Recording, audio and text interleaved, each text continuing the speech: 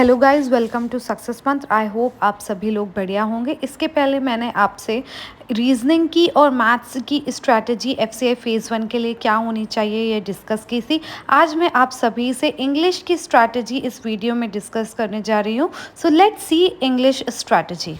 English के topics जो included हैं वो है RC, grammar, spotting error, fillers, misspelled words, jumbled words, sentence rearrangement, jumbled sentence, idioms and phrases, cloze test, match the column, one word substitution, sentence correction, identify the correct sentence, antonyms and synonyms, word replacement, word usage, word rearrangement, phrase replacement, sentence connector, sentence improvement, vocabulary, word swap, pair of words, starters। ये जो सारा syllabus है ये complete English syllabus है जो FCI के phase 1 exam, चाहे वो या फिर बैंकिंग का भी सिलेबस सेम ही है जैसा कि एफसीआई का है। इसके अलावा इंग्लिश सिलेबस को 4 पार्ट्स में डिवाइड किया गया है। जब आप प्रिपेयर करेंगे तो इंग्लिश सिलेबस को 4 सेक्शन में डिवाइड करके पढ़िएगा, जैसे कि आरसी जिसमें जो पूरा रीडिंग कम्प्रिहेंशन के बारे में होगा। फिर है ये ग्रामर जिसमें ग्रामर के रूल्स, इसमें parts of speech, sentence structure, error spotting, इसके बारे में पूछा जाएगा।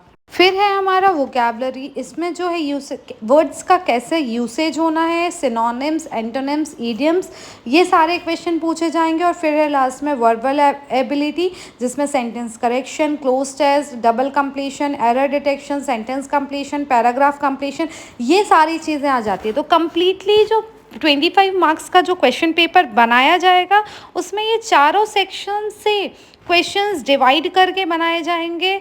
25 मार्क का पूरा ओवरऑल ये 4 सेक्शन कवर करेगा। अब अपन ये देखते हैं कि नंबर ऑफ क्वेश्चंस जो प्रीवियस एफसीआई के एग्ज़ाम हुए हैं, एफसीआई के फेज़ 1 में जो नंबर ऑफ क्वेश्चन जो एफसीआई जो इंग्लिश में पूछे गए हैं वो रीडिंग कम्प्रिहेंशन सेक्शन से 8 to 10 क्वेश्चन पूछे गए थे।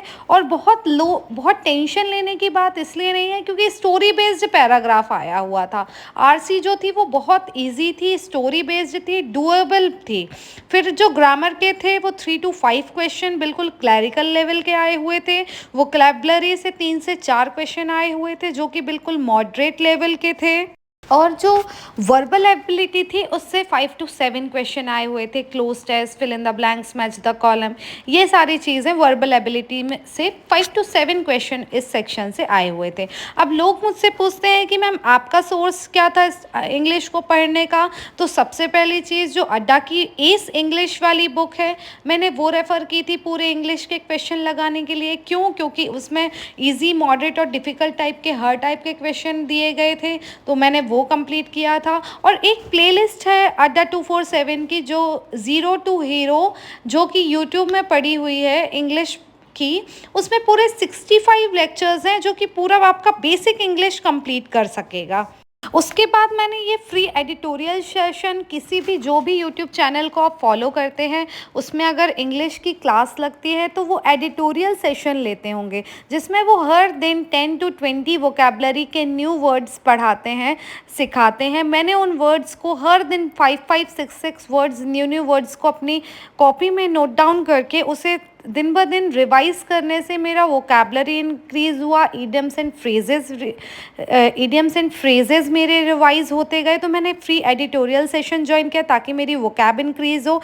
इसके साथ साथ मैं हर दिन टॉपिक वाइज टेस्ट देती थी, टेक्स्ट बुक के या अड्डा 247 के जो फ्री टेस्ट पड़े रहते हैं उनकी वेबसाइट पे वो। इसके साथ साथ फिर जो नेक्स्ट जो था वो मैंने जो किया था वो था कंप्लीट एक मॉक टेस्ट देना, ताकि जो भी सब्सक्रिप्शन आपने लिया है उसमें फ्री मॉक टेस्ट, उसमें जो मॉक टेस्ट दिए रहते हैं कंप्लीट मॉक टेस्ट, उससे कंप्लीट आपका रिवीजन हो जाता है कि 25 मार्क्स में से आप कितने स्कोर कर पा रहे हैं। तो वो भी चीज़ बहुत ज़रूरी होती है कि ओवरऑल आपने टॉपिक वाइज तो प्रिपेयर कर लिया लेकिन ओवरऑल आपका मार्क्स कितने आ रहे हैं। तो थैंक यू सो मच। मुझे लगता है आपको ये वीडियो समझ आया होगा। Please do like and subscribe to my YouTube channel. Thank you.